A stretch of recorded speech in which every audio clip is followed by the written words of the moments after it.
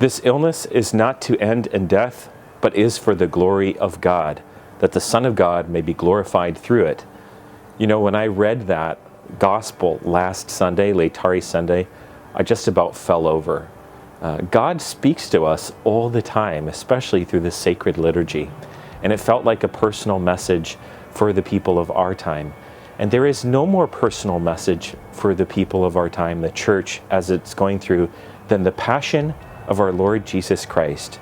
And this is what the whole church goes through every Palm Sunday or Passion Sunday. We read through the Passion. And right now, it's very appropriate, the psalm for this week, Eloi, Eloi, lama sabachthani, which reads, my God, why have you abandoned me? As many people might feel as if God has abandoned them, that they feel that, you know, if God was here, this really wouldn't be happening. And the truth is that by the life of Jesus, especially by his sufferings, he showed us that he doesn't eliminate suffering, but sanctifies it. He doesn't take away death, but he used death to proclaim life, resurrection. At the very moment we think God has abandoned us the most, it's the moment where God is most present. Here are some ways we can celebrate Palm Sunday or Passion Sunday in our special circumstances, as we are not really permitted to go into churches. We're not permitted to receive Holy Communion. There are some things we can do together to pray our way through this. The first thing is to remember the experience of the domestic church or church of the home.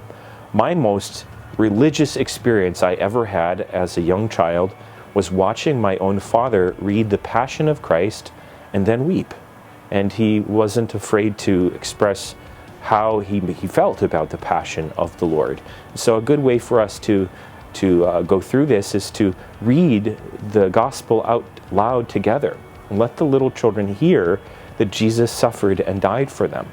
And talk about what the Passion of Christ means to you.